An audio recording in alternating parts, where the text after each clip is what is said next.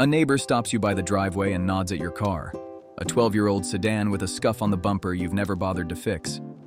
He makes a little joke about it. Half concern, half dig. You're worth $5 million. You're wearing a t-shirt that came 3 to a pack, and you just smile and say nothing.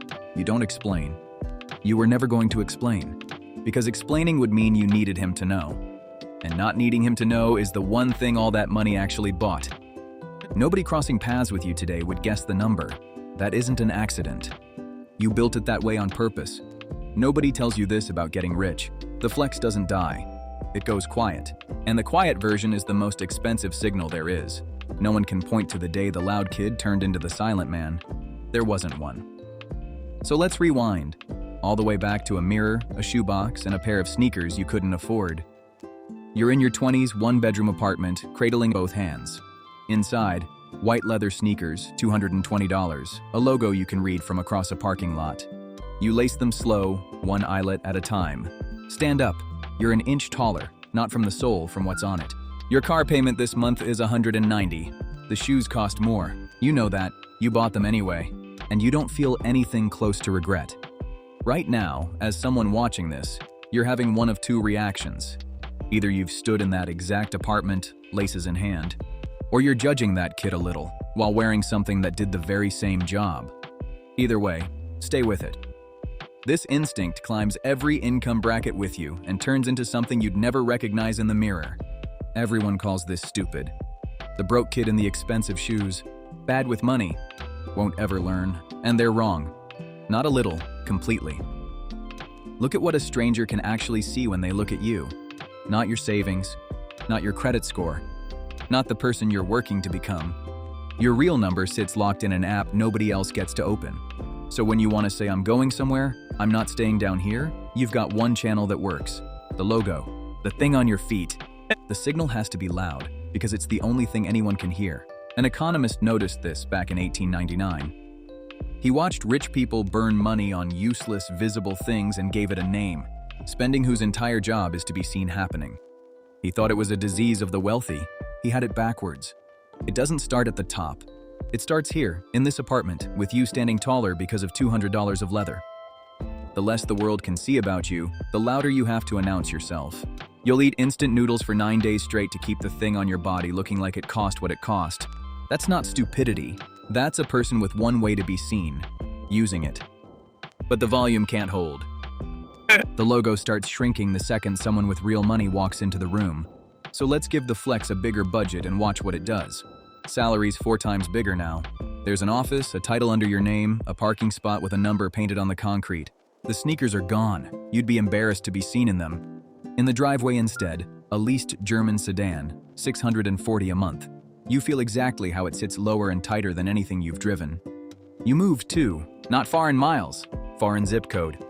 To the neighborhood where the coffee shops have one-word names and the rent drops your stomach on the first of every month. 1 trip a year and you photograph every plate, not because the food's that good, because the location tag was the point of the meal. The move here is quieter than the sneakers. Underneath, it's the same move. You don't buy what you want. You buy what says something to the specific people now standing next to you. The watch a coworker will notice and price in his head. The $200 gym instead of the $40 one. Because someone at the expensive one might shake your hand and change your year. You think you got more sophisticated. You didn't. You swapped audiences. The kid was broadcasting to other kids who could read sneakers. You're broadcasting to people who read zip codes and steering wheel badges and where somebody spent August. Same transmission, new frequency, bigger antenna. And it's lonelier than the sneakers ever were, because nobody here will admit they're doing it. The guy down the hall swears the watch was an investment. The woman who just moved in calls it a shorter commute. Everyone's signaling at full volume and everyone's pretending the signal is an accident. The bill is brutal. You earn 4 times what you used to, and somehow you're not 4 times safer. The lease, the rent, the trip, the membership. They all scaled with the income on purpose, because the signal has to match the room or it doesn't count.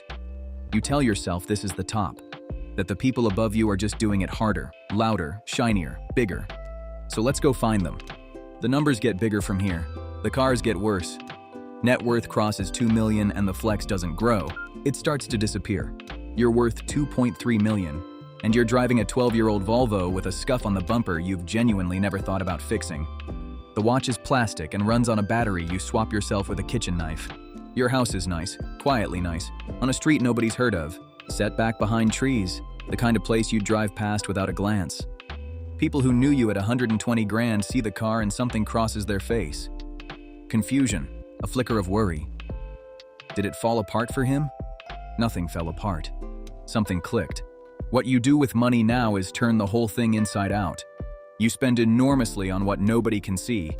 The index funds, the tuition paid in full, 8 months of expenses sitting in cash like a held breath, and almost nothing on what they can.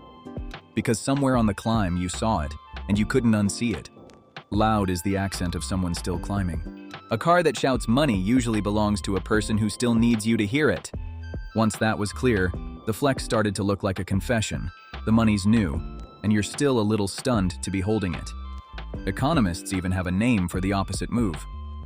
The genuinely good at something stop proving it. The middle proves it every day, with everything they own. So the top signals by refusing to signal, and the refusal becomes a badge only other top players can read. The old Volvo isn't a money decision. It's a sentence, written in a language most people will never learn.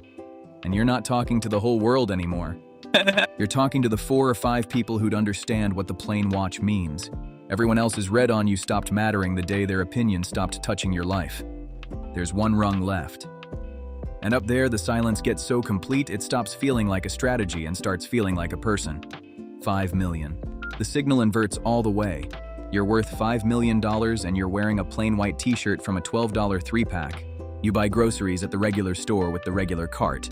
Your phone is 2 models old, cracked across one corner, and you cannot make yourself care. The people in your actual life, the ones at your table, know exactly what you have, because they have it too. And not one of you says a word about it out loud. The knowing is silent and total. The silence is the whole point. What you do with money at the top would have been unthinkable at 29 grand. You spend it to be left alone. You buy distance, privacy, the freedom to cross a parking lot and have no stranger form a single thought about your worth, because the version of you they can see is deliberately, strategically empty. 2 researchers spent years interviewing actual millionaires, and the finding embarrassed everyone. The people with the most money were almost never in the loudest cars. The flashy ones were usually leveraged to their eyebrows, renting a tier they hadn't reached. Big hat, no cattle. The real wealth drove used, lived modest, mowed its own lawn, and you'd walk right past it on the sidewalk. The signal didn't shrink as you climbed, it flipped. At the bottom, loud meant I'm reaching. At the top, loud means I'm scared, and quiet means I'm here. And this next part is uncomfortable once you actually see it. The invisibility isn't humility. Don't let anyone sell you the softer story. It's the most exclusive signal there is, because the only people who can decode it already belong. You're not being modest. You're broadcasting on a frequency the bottom can't pick up. The plain t-shirt is the loudest thing you've ever worn. It just speaks to an audience of almost nobody. You spent your whole life learning how to be seen. The last lesson was learning how to disappear on purpose. So before this loops back on itself, 3 things you can actually use. First, next time you're about to buy something visible, name the audience out loud. Who is this for? If it's people whose opinion won't touch your life a year from now, that's not a purchase. That's the signal, spending your money. Second, buy one invisible thing this month. Move a chunk of look at me money somewhere nobody will ever see it.